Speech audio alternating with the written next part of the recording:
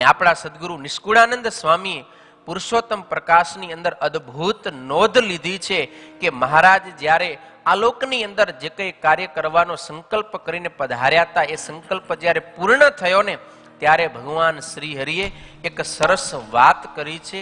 મને અને તમને સૌ સત્સંગીને સાંભળશું સદગુરુ નિષ્કુળાનંદ સ્વામીના શબ્દોને.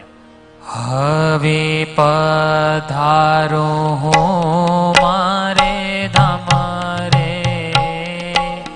જે સારો આવ્યા તા તે થયું કામ રે. હવે પધારું મારે ધામ રે, જે સારું આવ્યા તા તે થયું કામ રે.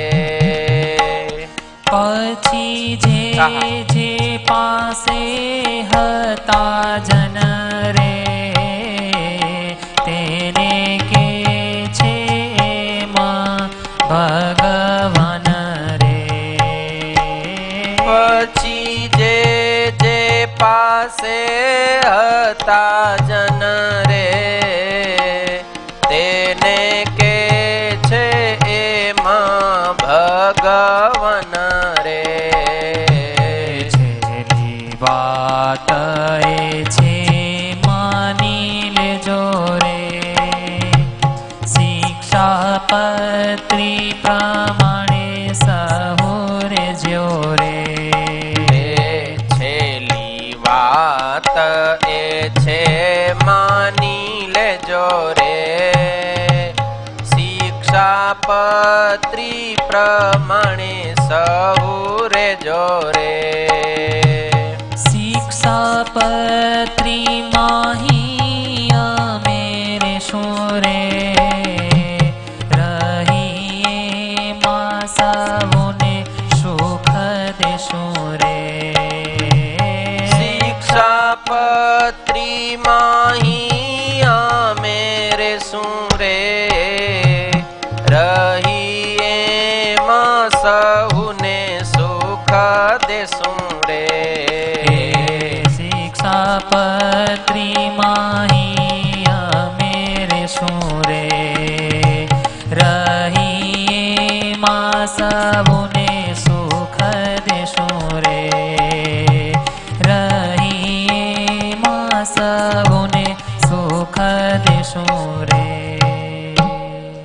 ભગવાન શ્રી હરિએ ધામમાં જતા પહેલા આ શુભ સંકલ્પ કર્યો છે કે જે કારણસર હું આ ધરતી પર અવતાર ધારણ કરીને પધાર્યો, એ સર્વે કામ સુવ્યવસ્થિત રીતે થયા છે. એટલે ભગવાન શ્રી હરિએ ધામમાં જતા પહેલા એક આ પોતાનું વાંગમય સ્વરૂપ જે છે એની ઉપાસના પ્રવર્તાવવા માટે સર્વે ત્યાગી ગૃહી બાઈ ભાઈ સર્વે આશ્રિતો પ્રત્યે કહ્યું છે કે હે મારા આશ્રિત ભક્તજનો, મારી છેલ્લી વાત સાંભળો. કઈ વાત? છેલ્લી વાત એ છે માની લેજો. અને હંમેશા છેલ્લી વાત હોય ને એ બહુ ઇમ્પોર્ટન્ટ હોય, તમને ખબર હે ને? હા, આ છેલ્લી વાત છે. ભગવાન શ્રી હરિ કહે છે અમે ધામમાં જવાના છીએ, અમારી છેલ્લી વાત તમે સાંભળી લ્યો. અમે આદેશ કરીએ છીએ કે અમે લખેલી શિક્ષાપત્રી પ્રમાણે સૌ રહેજો. કારણ કે હવે અમે આ લોકને છોડીને જાશું.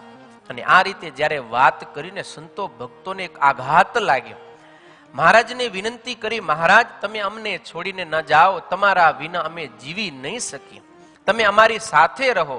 અને એ વખતે ભગવાન શ્રી હરિએ સમસ્ત આશ્રિત ભક્તજનોને વચન આપ્યું કે શિક્ષાપત્રી માહી અમે રહેશું રે, રહી એમાં સહુને સુખ દેશું રે. મહારાજ કે અમે તમારી વચ્ચેથી ક્યાંય જવાના નથી. આજે અમારી લખેલી શિક્ષાપત્રી છે ને, એ શિક્ષાપત્રીની અંદર અમે રહેશું કાયમને માટે તમારી સાથે. અને તમને જે જે કંઈ સુખ જોઈતું હશે ને, એ સુખ તમામ અમે આ શિક્ષાપત્રીના માધ્યમથી તમને આપશું. તમારું તમામે તમામ દુઃખ અમે દૂર કરશું. માટે આ શિક્ષાપત્રી એ મારું જ સ્વરૂપ છે એમ માની તમે એને વાંચજો, એને સાંભળજો, એની પૂજા કરજો, એને આદર આપજો. એટલે આ શિક્ષાપત્રી છે ને ભગવાનનું એક વાંગમય શબ્દ સ્વરૂપ છે.